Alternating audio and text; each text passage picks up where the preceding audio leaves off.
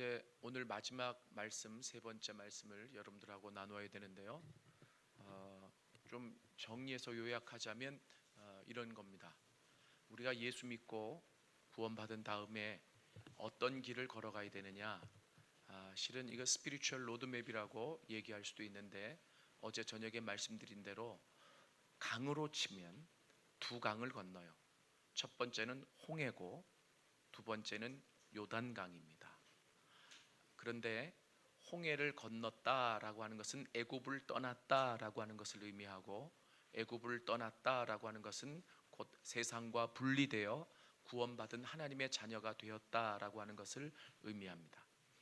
홍해를 걷는 사람들은 필연적으로 훈련이 있게 되는데, 어떤 훈련이냐면 애굽에 마음을 두었던, 그리고 하나님을 알지 못했을 때 세상적으로 물들어 있었던 이 마음이 다시 하나님이 주시는 부드러운 마음으로 고쳐지는 과정입니다. 마음의 전투다. 실은 이것을 여러 가지로 정리하고, 그리고 또 다른 표현으로 쓸 수도 있습니다만은, 이번 집회는 이 성경의 마음을 많이 얘기하고 있기 때문에 이 마음이 왜 중요한지에 대해서 첫날 여러분들과 나누었습니다. 이 마음이 이렇게 정리가 되어지고 성령 안에서 이 마음이 새로워지면 그 다음에 우리가 싸워야 될 전투가 있습니다. 그것은 요단강을 건넌 후에 가나안 땅에서 싸우는 전투라고 그랬습니다. 가나안 땅에 들어가면 무조건 안식하고 쉬는 게 아니에요. 가나안 땅에 들어가서도 싸워야 될 싸움이 있습니다. 새로운 마음을 주셨기 때문에 이제는 그 마음을 지키기 위해서 무엇을 해야 되느냐면, 우리의 생각과 그리고 잘못된 지식들이 이 마음을 해치지 못하도록. 그런데 재미난 것은 어제 저녁에 제가 말씀드린 게 생각과 잘못된 이론, 지식에 관한 내용이었습니다. 이게 다 어디서 오는 줄 아세요? 보는 데서 와요. 그래서 어제 말씀드렸다시피 최초의 인간도 죄를 지을 때 선악과를 다시 쳐다봤다 그랬잖아요. 그래서 먹음직하고 보암직하고 지혜롭게 할 만큼 탐스럽더라 이랬다고 그랬잖아요. 그래서 이 보는 데서 잘못된 생각이 생겨나고, 그 잘못된 생각은 잘못된 지식으로 우리에게 들어오기도 하고, 또 이 사단은 거짓된 잘못된 지식을 우리 생각이 벌써 흔들린다는 걸 알 때 주입을 하죠. 너 그거 먹으면 하나님처럼 된다. 그래서 그 생각, 그 지식을 받아들이는 순간 우리의 마음은 다시 옛날로 돌아가게 되어 있습니다.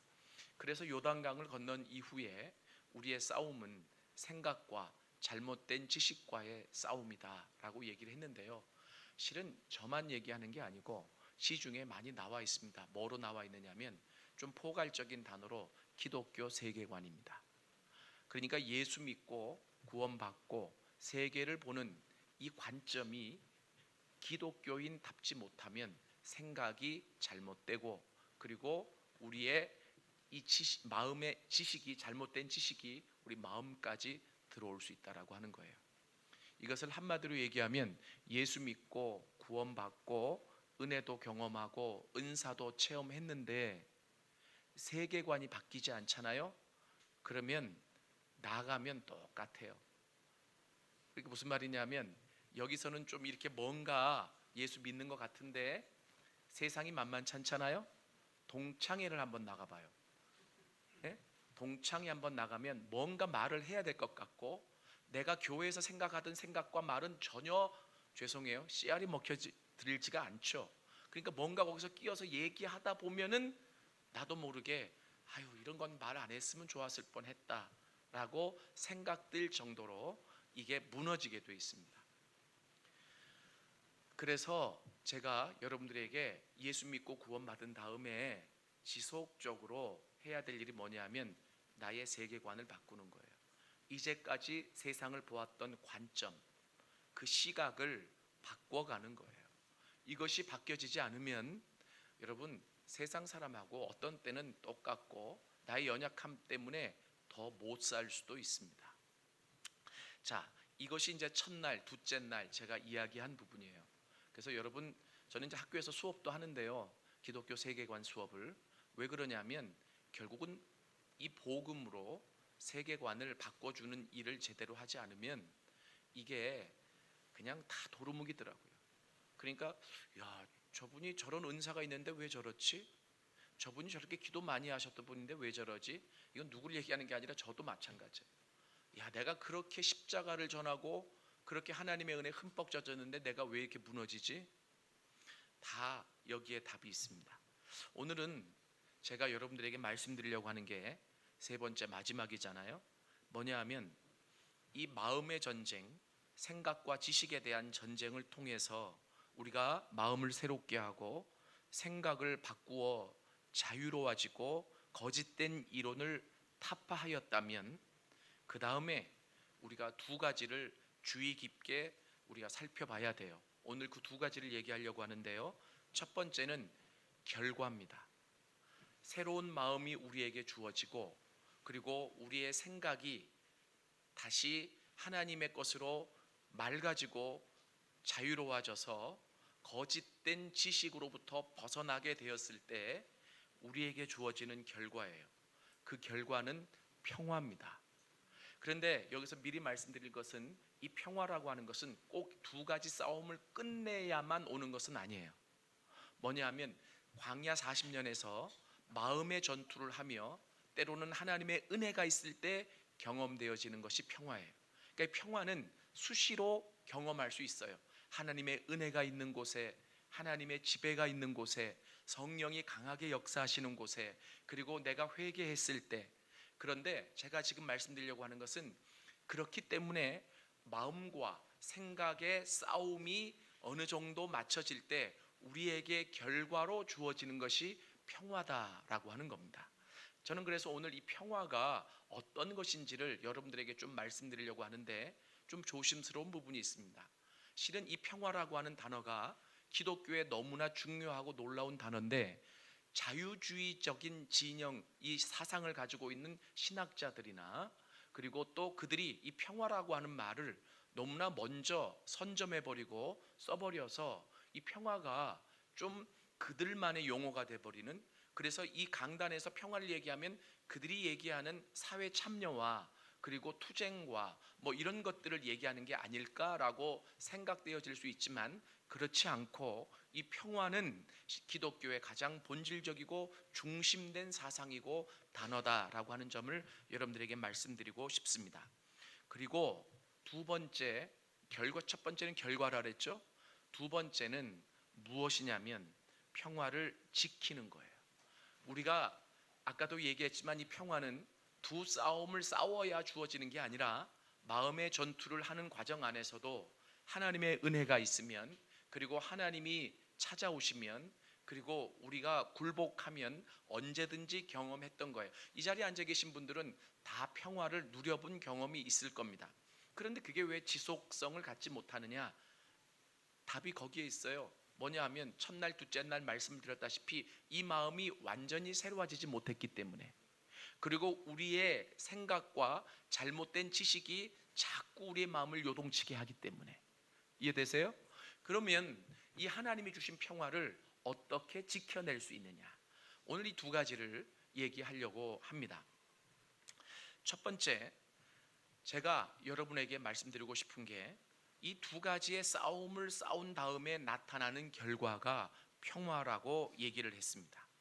그런데 이 평화는 도대체 무엇이라고 말할 수 있을까요?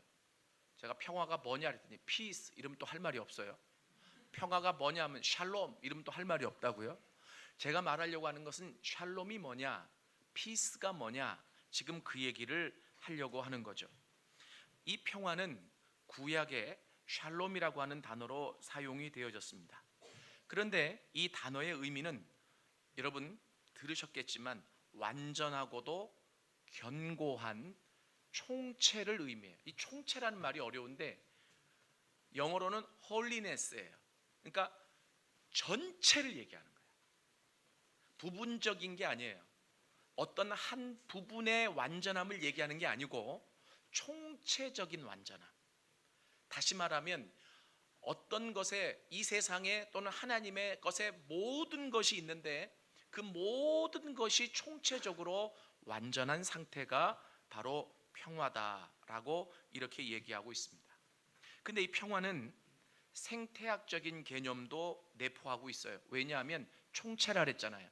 그러면 그 총체는, 하나님께 총체는 인간만 의미하는 게 아니라 세상도 의미하고 우주도 의미를 해요. 그렇기 때문에 이 생태학적인 개념도 포함하고 있어서 자연과 환경과 조화를 이루는 것도 평화다, 이렇게 얘기를 합니다. 그래서 제가 이따가 설명해 나가면서 좀 더 여러분들이 풀어질 테지만 한마디로 얘기하면 이렇게 얘기할 수 있어요. 기독교 신학자 중에 유명한 그 하워드 스나이더라고 하는 사람이 있습니다. 제가 신학자 얘기들은 잘 안 하려고 하는데 지난 주간에 학교에서 그런 일이 있었어요. 우리 조교 첫날 와서 찬양을 했잖아요. 그런데 그 조교랑 학생 몇이 모여가지고 어떤 전사 꼴 보기 싫다고. 그래서 야, 사랑을 해야지 꼴 보기 싫다는 말이 무슨 말이냐 했더니, 걔요 학교에서 설교시키면 맨날 지가 모르는데 신학자 얘기만 거명하고 설교를 마친대. 지가 그 신학자를 다 아나 막 이래요. 그래서 야, 뭔가 그래도 하려고 하는 거겠지. 그런데 이제 같은 전도사 입장에서 들을 때는 맨날 뭐 누가 뭐라고 지가 다 알지도 못하는 신학자만 열거하고 끝난다고 설교를. 너희도 한번 해봐, 제가 그랬어요. 이제 사람들이 뭐 신학자 얘기하는 것을 참 싫어하는 것 같아요. 그런데 한 번만 쓸게요. 뭐냐 하면 하워드 스나이더라고 하는 사람이 있어요. 근데 그 사람이 평화를 뭐라고 얘기했냐면 하나님 나라의 질서라 그랬어요. 다시 말하면 이 질서라고 하는 것은 기본 개념이거든요. 그러니까 평화라고 하는 것은 이 하나님 나라가 잘 이해가 안 되면 이게 하나님의 통치를 의미하지만 에덴 동산을 한번 생각해 보세요. 그 에덴 동산을 잡아가는, 전체를 지배하는 그 기본된 질서가 평화다. 그러니까 이 평화가 임하면 하나님 나라의 총체적인 기반이 마련되는 것을 의미합니다. 그래서 여러분 그 이스라엘에 가면 그 유대인들이 아직도 인사가 뭐냐면 샬롬, 그래요, 샬롬. 그리고 샬롬 호텔도 있고, 샬롬 호텔에서 몇 번 잤습니다. 그리고 또 만나면 몰라도 샬롬, 샬롬 하고 인사를 해요. 이게 뭐냐면 그들은 구약에 나와 있는 이 샬롬, 지금 말씀드린 이 하나님의 총체적인 조화와 균형과 완전을 다시 이 땅에 하나님이 주시기를 추구하면서 그렇게 인사를 하고 있다라고 하는 겁니다. 자, 그런데 제가 이 평화를 일단 이렇게 정의를 좀 내리고요. 그래서 다른 거 이해하기 어려우면 요것만 이해하세요. 뭐냐면 총체적인 완전. 그래서 이것은 하나님 나라의 질서다. 이렇게 이제 이해를 하시면 좋겠어요. 자, 그러면 제가 이 평화를 조금 더 깊게 제가 몇 가지를 더 설명을 드리려고 그래요. 여러분, 흔히 저를 포함해서 우리들이 평화하면 어떤 안전한 상태, 그리고 참 이게 균형 잡힌 상태를 나타내는 명사나 형용사를 의미한다라고 생각을 합니다. 보통 그렇게 생각하지 않나요? 주여 평화를 주옵소서 하면 이 마음의 안정된 상태를 먼저 생각하기도 하잖아요. 그런데 성경에서 말하는 이 평화라고 하는 것은 상태만을 의미하는 게 아니라 어떻게 하게 하다라고 하는 동사의 의미도 가지고 있어요. 그러니까 많은 사람들이 이 사실을 잘 모르더라고요. 저는 성경 보면서 참 헷갈렸던 게 뭐냐면 평화, 평강, 화목, 비슷한 말들이 많이 쓰이잖아요. 저만 발견했나요? 읽어보면 그렇게 많아요. 그 왜 한 단어로 쓰지 않을까? 아까 얘기했죠. 평화라는 단어가 총체적인 완전을 얘기하잖아요. 그래서 이것이 어떤 한 상태를 나타내면 평화라고 하는 한 단어만 쓰일 거예요. 그런데 이게 동사의 의미를 가지고 있어요. 그래서 이 총체적인 완전을 이루기 위해 행하게 하는 여러 가지 의미를 가지고 있기 때문에 예를 들어서 화평이라고 하는 말, 화해라고 하는 말, 평강이라고 하는 말, 이런 말들이 다 평화와 같은 의미로 쓰여지는데 강조점이 다를 뿐이다라고 하는 거예요. 자, 그래서 제가 그 가운데 한 가지를 얘기하면 여러분, 이 평화는 치료의 개념을 포함하고 있습니다. 뭐라고요? 치료. 왜 그러냐면 자 보세요. 아까 제가 이 평화를 정의할 때 평화는 전체적으로 완전한 조화를 의미한다 그랬잖아요. 총체적인 완전. 그럼 총체적인 완전이 있기 위해서는 고장난 게 있으면 안 되잖아요. 그래서 이 평화가 있는 곳에는 치료가 있어요. 거꾸로 얘기하면 치료가 되어져야 평화가 있다라고 하는 겁니다.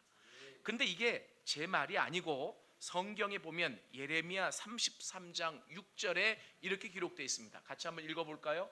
시작. 그러나 보라, 내가 이 성읍을 치료하며 고쳐 낫게 하고 평안과 진실이 풍성함을 그들에게 나타낼 것이며. 다시 말하면 치료가 되어지는, 회복이 되어지는 그곳에 하나님의 평안이 있어요. 그래서 이 평안이라고 하는 단어는 무엇을 내포하고 있느냐면 치료하게 하다, 그리고 고치게 하다, 회복하게 하다라고 하는 의미가 이 안에 강하게 들어가 있다라고 하는 겁니다. 두 번째는 이 평화라고 하는 말에는 통치, 하나님의 통치라고 하는 이 개념이 들어가 있어요. 실은 하나님의 나라는 로마서 14장 7절에 보니까 하나님의 나라는 먹고 마시는 것이 아니요 오직 성령 안에 있는 의와 평강과 희락이라 이렇게 나와 있잖아요. 제가 오늘은 시간이 짧기 때문에 이 단어를 평강은 뭐를 의미하고 화목은 뭐를 의미하고 이런 것들은 설명하지 않겠습니다. 그러니까 같은 의미라고 보시고 저를 따라오시면 될 것 같아요. 하나님의 나라가 뭐냐? 한마디로 말하면 평강이라는 거예요. 그런데 하나님의 나라를 한마디로 설명하면 하나님이 지배하시고 통치하시는 것이 하나님의 나라거든요.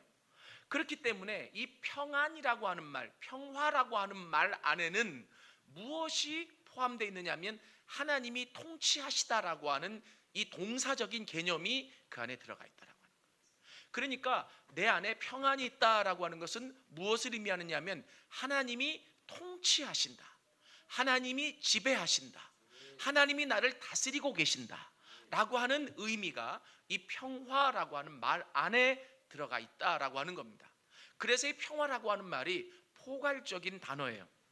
세 번째는 이 평화라고 하는 말은 화해와 용서를 포함하고 있습니다. 자, 평화가 총체적인 완전을 의미한다 그랬잖아요. 그런데 이 총체적인 완전이 이루어지기 위해서는 가장 중요한 게 뭐가 있어야 되느냐 하면 화해가 있어야 되고 용서가 있어야 됩니다. 아까 제가 자유주의 신학자들, 좀 자유주의적인 성향을 가진 목사님들이나 또는 신학자들이 평화를 얘기할 때 화해를 얘기하고 용서를 얘기합니다. 근데 저는 그 말이 참 듣기가 싫었어요. 왜 듣기가 싫었느냐면 맨날 바른 말은 하는데 그거를 잘 실천을 못 하잖아요. 왠 줄 아세요?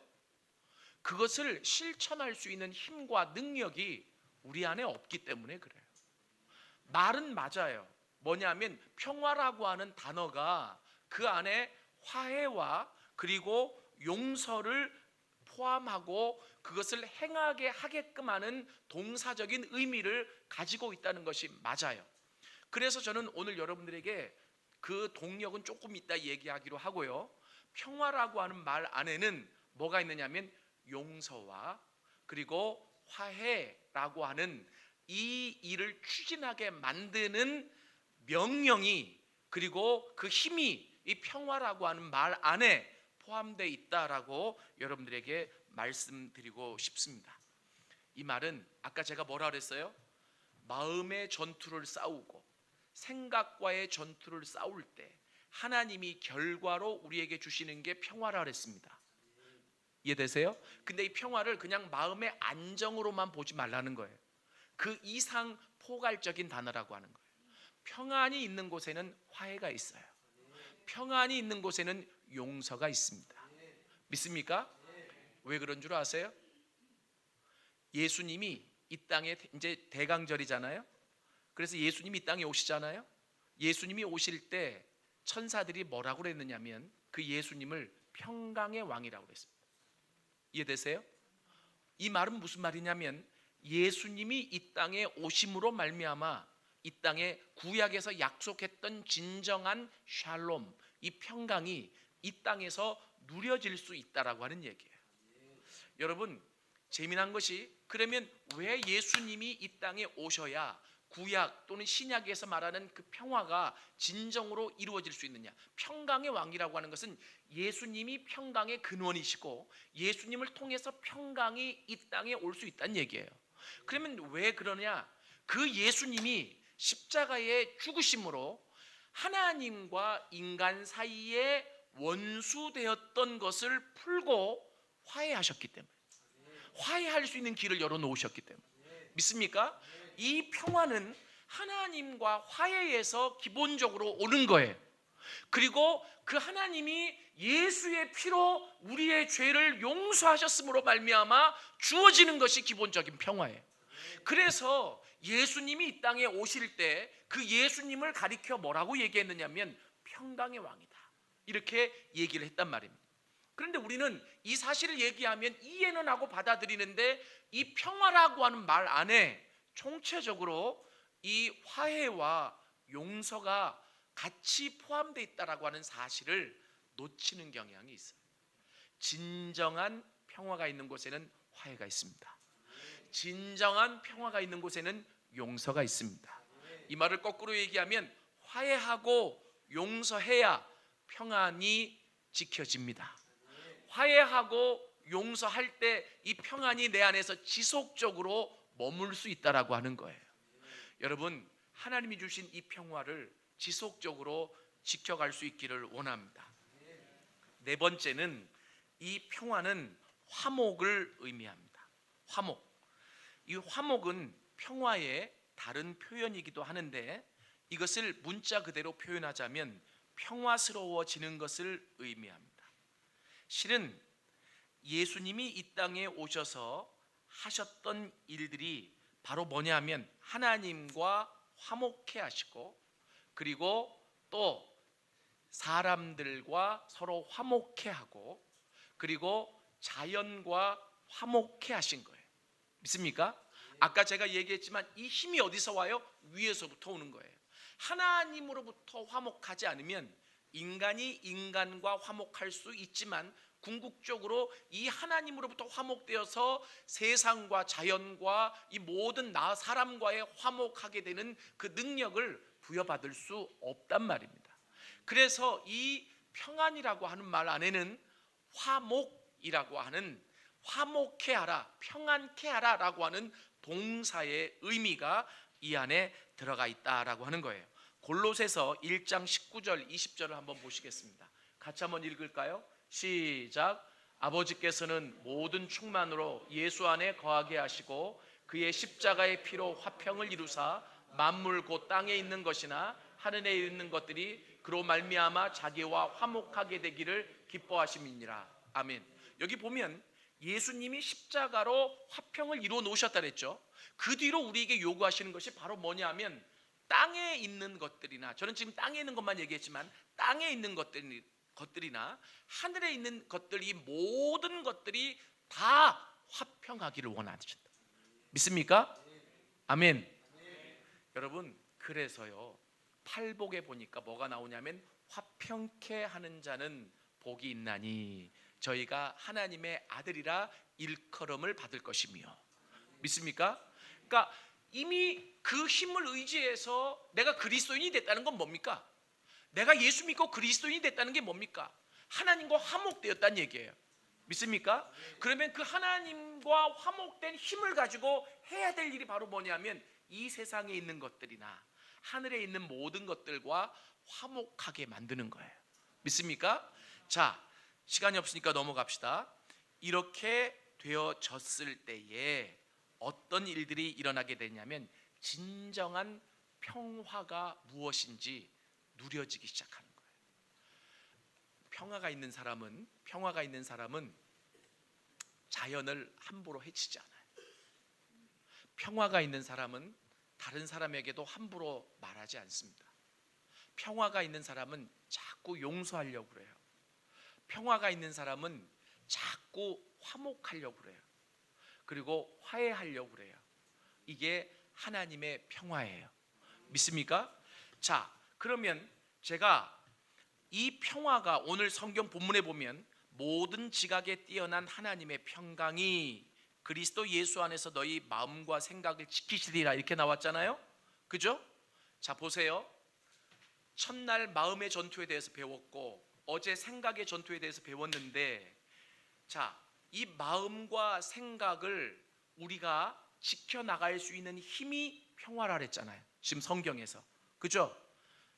여러분 헷갈리지 마세요. 평화를 지키는 문제는 제가 마지막으로 설명할 거고, 우리가 첫날 전투했던 마음, 그래서 얻었던 새 마음, 그리고 둘째 날 전투에서 우리의 잘못된 거짓된 이론과 생각에서 벗어나 자유롭게 되어진 내 사상, 이것이 무엇을 통해 계속 유지되어지고 지켜지느냐 하면 평강을 통해서요. 믿습니까? 이 평화를 통해서 마음과 생각이 지켜진다는 거예요. 이 말은 거꾸로 얘기하면 평화가 깨어지면 마음도 깨어지고 생각도 깨어질 수 있다라고 하는 겁니다. 그러면 저는 이제 말씀을 좀 묵상해 봤어요. 왜 평화가 우리의 마음과 생각을 지킬 수 있지? 여러분 다른 말로 표현할 수도 있잖아요. 하나님의 은혜가 뭐 너희의 마음과 생각을 지키시리라. 뭐 크게 틀린 말은 아니지만 굳이 평화, 평강이라고 하는 말을 쓴 이유가 어디에 있을까? 제가 몇 가지만 말씀을 드릴게요. 첫 번째는 여기에 기록되어 있듯이 하나님의 평강은 특징이 있어요. 모든 지각에 뛰어나다 이렇게 나와 있잖아요. 그죠? 모든 지각에 뛰어나다.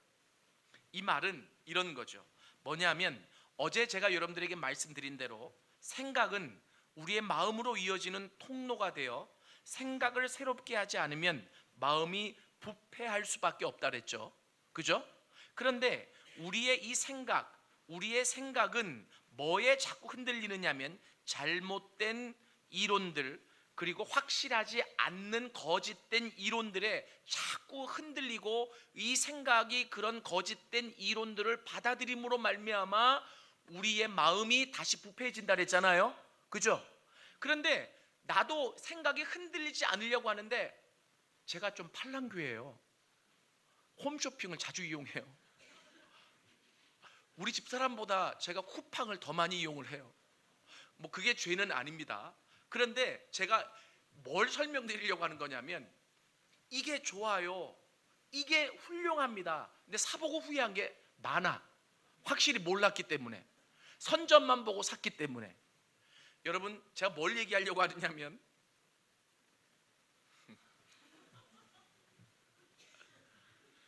우리의 지식이 명확하지 않잖아요.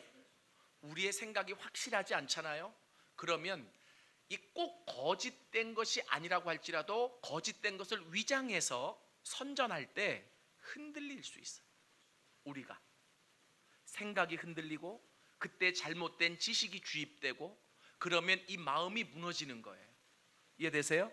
그런데 재미난 것은 우리 안에 평강이 있잖아요. 근데 이 평강은 어떠한 상태만을 의미하는 게 아니라 그랬잖아요.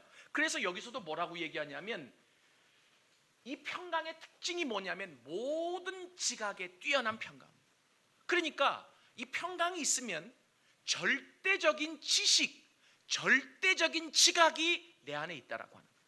그렇기 때문에 어떤 것을 갖다가 흔들려도 잘 몰라도 이 평강을 주장하시는 하나님이, 평강을 주신 하나님이 그 평강 안에서 옳고 그름을 판단해 주시는 거죠.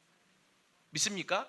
그래서 저는 이 말이 굉장히 깊게 다가왔어요. 옛날엔 빌립보서 4장 7절을 읽을 때 그냥 읽고 넘어갔는데 평강이 왜 마음과 생각을 지키느냐, 그 앞에 구절에 답이 있더라고요. 뭐냐면 모든 지각에 뛰어난 하나님.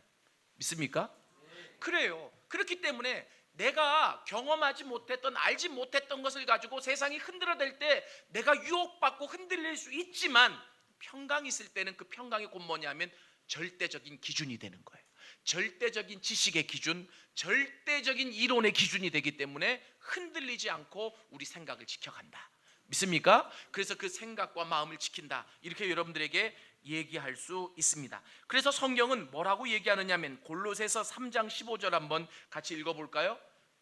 자, 시작. 그리스도의 평강이 너희 마음을 주장하게 하라. 너희는 평강을 위하여 한 몸으로 부르심을 받았나니 너희는 또한 감사하는 자가 되라. 저 한번 따라해 보세요. 그리스도의 평강이 너희 마음을 주장하게 하라.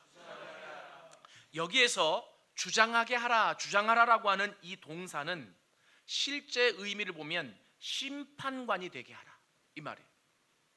그리스도의 평강이라고 하는 기준이 내 마음과 생각의 심판관이 되게 하라. 믿습니까? 그때 그 평강이 내 생각을 지키고 내 마음을 지켜갈 수 있다라고 하는 겁니다. 저는 그래서 여러분들에게 이렇게 말씀드리고 싶어요. 뭐냐면 어떤 일을 여러분들이 선택하려고 할 때, 선택이라고 하는 것은 늘 두렵잖아요. 아니 뭐 즐겨 가면서 하는 사람도 있어요. 그러다 망하기도 하죠. 그런데 이 선택이라고 하는 것은 참 주저할 바가 있어요. 그래서 나는 나한테 묻지 마. 그냥 아빠가 알아서 사와. 우리 애들 가끔 그러거든요. 너 찐빵 먹을래? 호빵 먹을래? 알아서 사오세요. 선택을 잘 못하는 경우가 있잖아요. 여러분 잘 들어보세요. 어떤 일을 선택하고자 할 때 20가지의 타당한 이유가 있다고 할지라도 내 안에 평강이 없으면 그 일을 택하지 않는 게 옳습니다. 왜냐하면 우리 안에 확실한 하나님의 평강이 있다면 그 평강은 모든 상황과 지각을 뛰어넘는 것이기 때문에 그래요. 믿습니까? 그러니까 내가 이것을 선택할 타당한 이유가 20가지가 넘어. 그런데 이 마음에 평강이 없어. 평강이 없다는 것은 모든 지각에 뛰어난 하나님이 동의하지 않는다는 거야. 이게 이해되십니까? 그렇기 때문에 20가지 이유가 넘는다 그래도 선택하면 안 된다는 거예요. 제가 이렇게 구체적으로 설명을 드리지만 실은 영적으로 깊이가 있는 사람들은 이것을 다 삶에 활용을 해요. 어떤 일을 결정할 때 평강이 있으면 하세요. 근데 평강이 없으면, 근데 막 평강이 없는데 억지로 막 평강이 있다 이래서 있어지는 건 아니잖아요. 이해되세요? 그래서 이 평강이 우리의 생각과 마음을 지키시는 거예요. 믿습니까? 두 번째로 왜 이 평화가 우리의 마음과 생각을 지키느냐? 아까 제가 평화라고 하는 단어는 그 안에 화해와 용서를 포함하는 단어라 그랬죠. 그죠? 여러분 참 기본적인 게 있어요. 뭐냐면 이 세상이 나를 이기지 못하는, 어떤 것으로도 이기지 못하는 게 사랑이에요. 근데 용서와 화해라고 하는 이 단어는 뭐가 있을 때 가능합니까? 사랑이 있을 때 가능해요. 그리고 그 사랑하는 마음으로 사람을 보고 세상을 보기 시작하잖아요. 그때 그것이 바로 곧 아까 얘기한 하나님의 세계관이에요. 이게 기독교적인 세계관이에요. 기독교적인 세계관이 포괄적인 단어지만 한마디로 얘기하면 하나님의 시각으로 세상을 보는 거예요. 근데 하나님의 시각의 가장 근본이 뭐냐면 사랑이거든요. 이해되십니까? 그래서요 결국 평안이 있다라고 하는 것은 결국 용서와 화해를 추구하는 하나님의 사랑이 그 안에 녹아져 있기 때문에 그 사랑의 마음을 가지고 세상을 보기 시작하는 거예요. 그러니까 평안이 있는 사람은 싸우지 않아요. 물론 싸우기도 합니다. 그건 이따가 왜 싸우는지는 얘기할 거고, 싸우질 않아요. 그래서 평안이 있는 사람은 늘 주변을 화평케 만들죠. 그래서 결국은 우리의 생각과 마음을 지키는 거예요. 우리 막내가 오늘 왔는데 제가 이제 옛날에 그런 간증을 했어요. 뭐냐면 저도 바빠지고 우리 아내도 바빠졌을 때 막내가 그때 3살인가 그랬습니다. 그래서 이 아이를 유치원에 맡겨야 되는데 어떻게 맡길까 생각하다가 저희가 살고 있는 아파트의 원장님이 교인이었어요. 그래서 가서 사정을 얘기하고 우리 이 아이를 좀 맡겨야 되는데 3살밖에 안 되는데 좀 맡겨주실 수 있습니까? 아이 걱정하지 마세요. 그럼 맡았단 말이에요. 그리고 2사람 중에 먼저 오는 사람이 그 아이를 찾아오기로. 그런데 한 번은 제가 학교에서 일찍 오게 돼가지고 아이를 데리러 유치원을 갔어요. 어린이집을. 그래서 제가 원장 선생님에게 물었죠.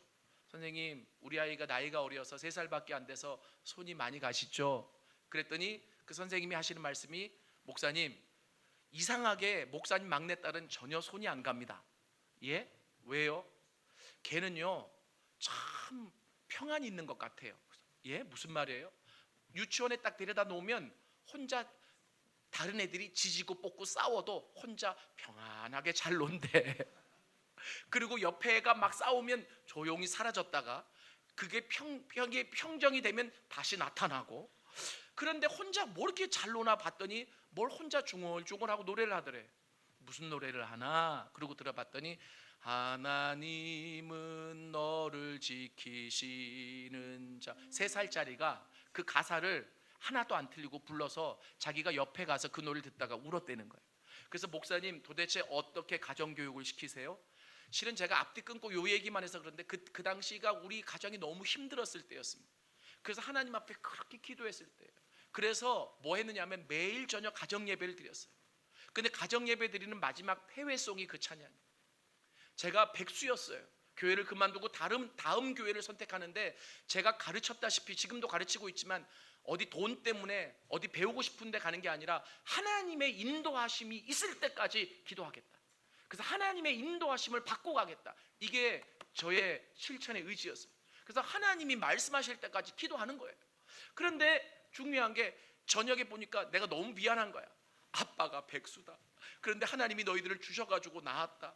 얘들아 내가 줄 건 없고 하나님 앞에 구하자. 그리고 얘들아 폐회송 부르자. 그러면 3딸이 다 아빠한테 와요. 그럼 이 딸을 다 품고 이 찬양을 불렀어요. 저는 울면서 하나님이 주셨죠. 하나님 책임지세요.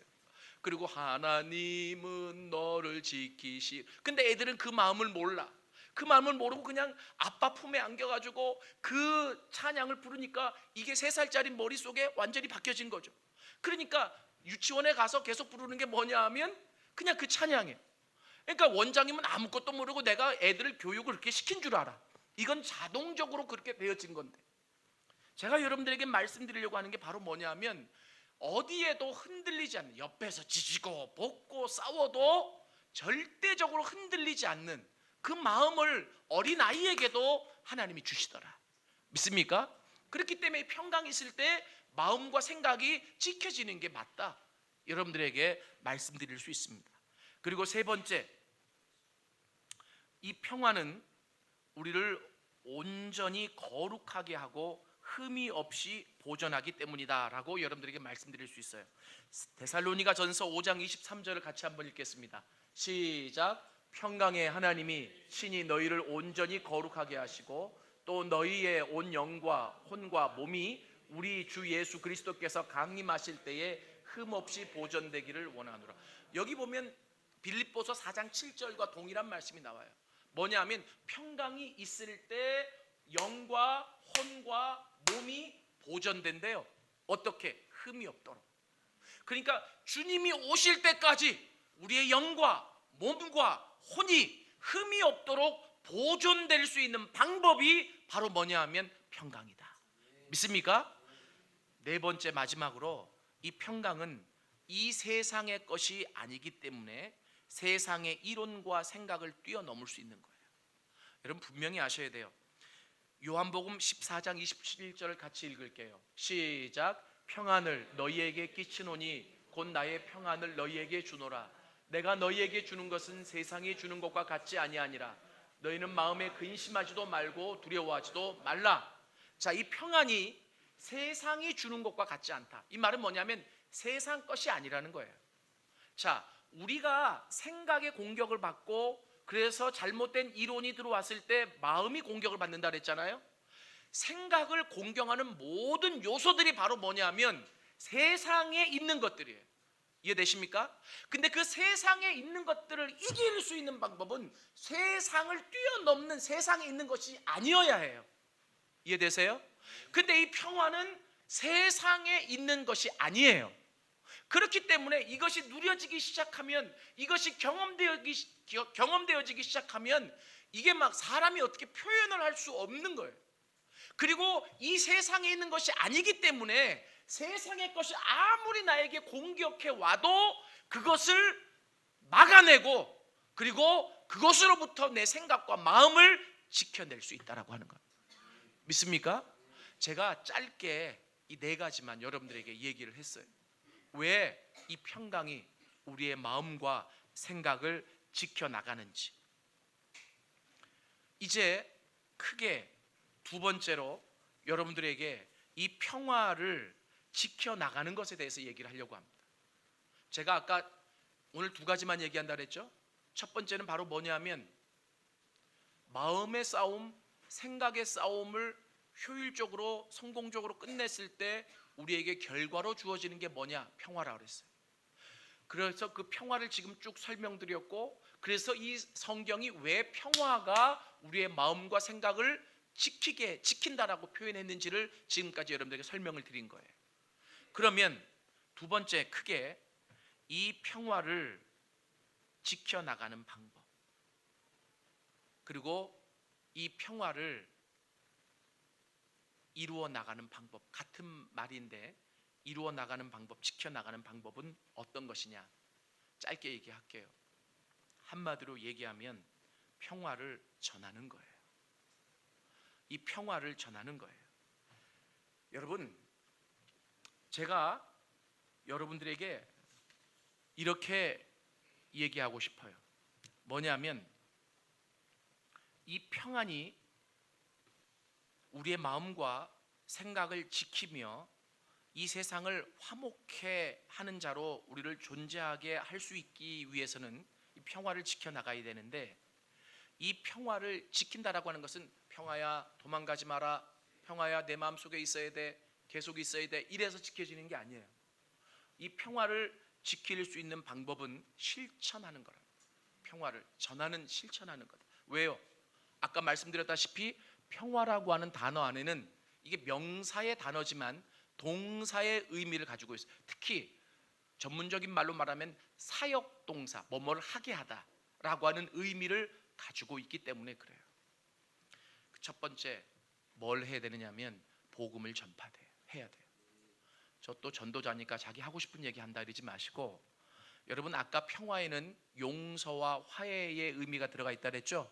그죠? 다시 말하면 용서가 있는 곳에, 화해가 있는 곳에 평화가 있다 그랬잖아요. 이해되세요?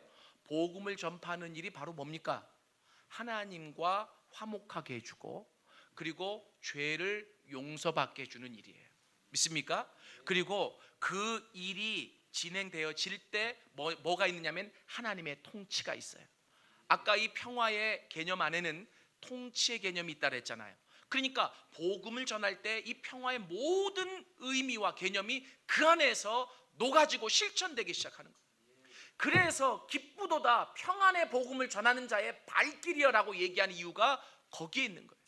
왜 복음이 평안의 복음이냐? 이 복음이 선포되어지는 곳에 하나님과 화해가 있고, 이 복음이 선포되어지는 곳에 죄의 용서가 있고, 이 복음이 선포되어지는 곳에 자기를 사랑할 수 있는 마음이 생겨나고, 이 복음이 선포되어지는 곳에 하나님의 통치와 임재가 있고, 그것을 기반으로 세상을 사랑하고 자연을 사랑할 수 있는 힘과 능력이 우리에게 주어지기 때문이에요.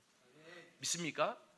저는 예수님이 오신 이 대강절을 맞이해서 여러분들이 정말 예수님의 오신 목적을 생각하며 이 평화의 복음을 이 땅에 전할 수 있기를 원합니다. 여러분 잘 들어보세요. 이게 어떻게 매치가 되는 줄 아세요? 예수님이 평강의 왕이라 그랬잖아. 이해되세요? 그러면 우리가 예수 믿으면서 결국은 예수를 닮아가는 거죠. 그런데 예수를 닮아가려면 우리도 뭐가 돼야 돼? 평강의 왕자 정도는 돼야지. 평강의 공주 정도는 돼야지. 근데 이 평강의 공주, 평강왕, 평강의 공주, 평강의 왕자는 바로 이름만이 아니라 복음을 전할 때, 그 십자가의 복음, 하나님과의 화해의 복음, 죄 용서의 복음이 선포되어지는 곳에 하나님의 평화가 온다. 믿습니까? 하나님은 이 땅의 평화를 그렇게 원하셨습니다. 하나님은 이 땅의 평화를 그렇게 원하셨습니다. 그렇기 때문에 여러분들이 이게 전도를 위해서 사람을 교회로 데리고 나오기 위해서 전도하는 게 아니고, 그 평화를 이 땅에 주시기 위해 오신 아버지의 마음과 그것을 실천하기 위해 십자가에 죽으신 예수님의 정신을 이어받아 그 평화가 내 안에서 누려지기 시작했다라고 한다면 이것을 전할 때 평화가 지속되어질 수 있습니다. 두 번째는 여러분들이 동일하게 사회적 책임을 감당하고 그리고 사랑하고 참여해야 됩니다. 실은 우리가 복음 전도는 많이 얘기하지만 사회 참여 그리고 사회적 책임에 대해서는 등한시하는 경우가 있어요. 전 여기에 대해서 논문도 썼고 학생들에게 강조를 합니다. 학교에서는. 여러분 보세요. 어떤 서기관이 예수님께 왔어요. 예수님, 율법 가운데 가장 핵심이 뭡니까? 그때 예수님이 뭐라 그랬냐면 하나님 사랑과 이웃 사랑이라 그랬죠. 그죠? 이웃 사랑이 뭔지 아세요? 사회적 책임이에요. 이 사회적 실천이에요.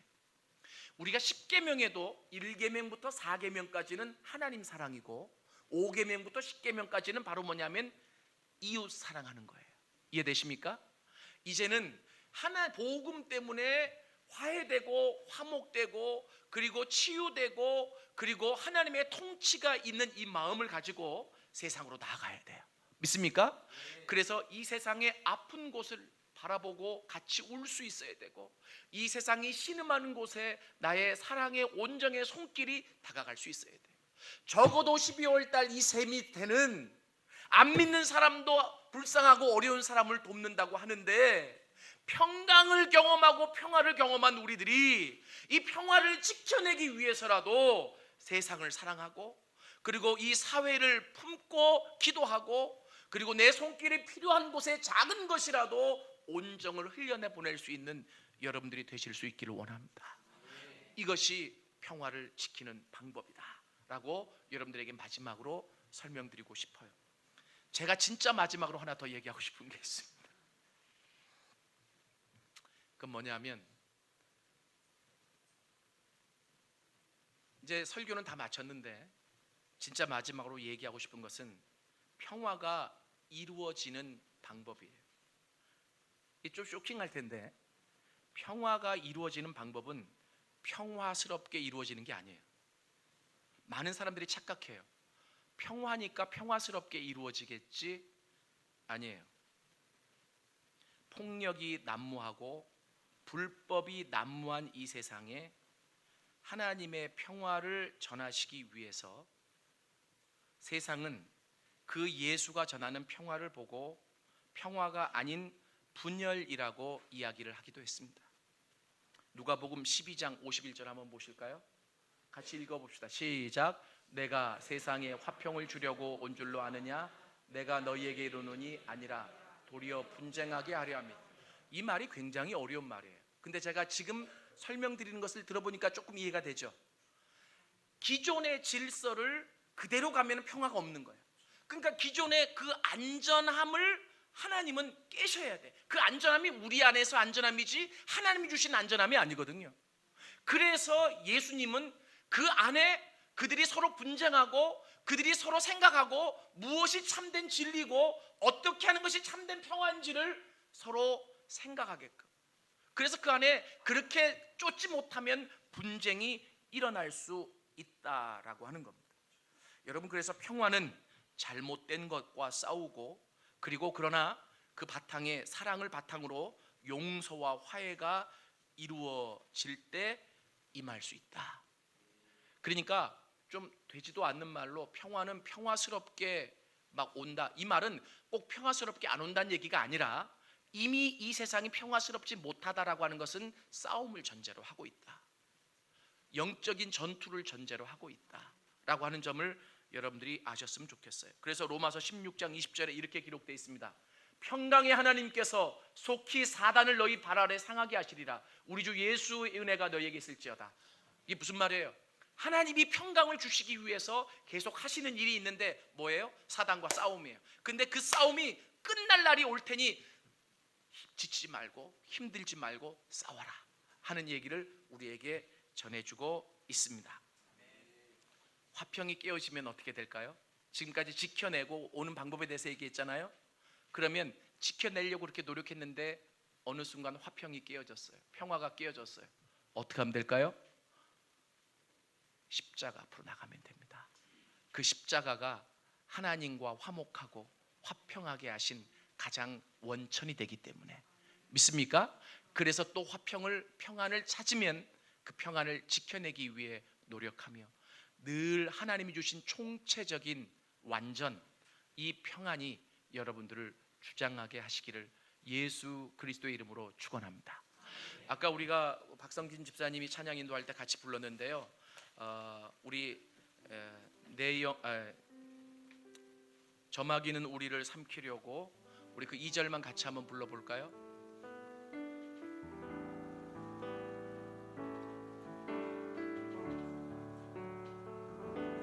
점막이는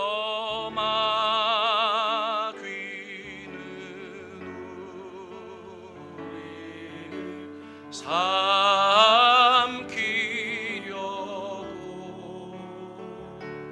입 벌리고 달려와도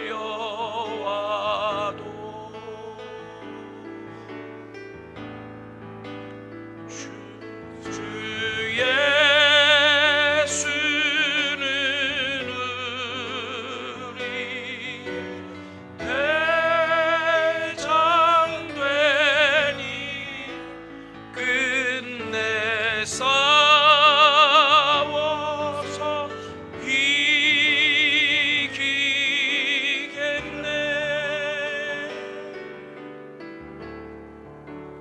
내 영혼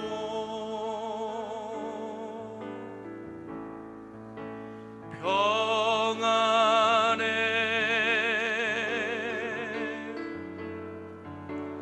내 영혼 내 영혼 평안해.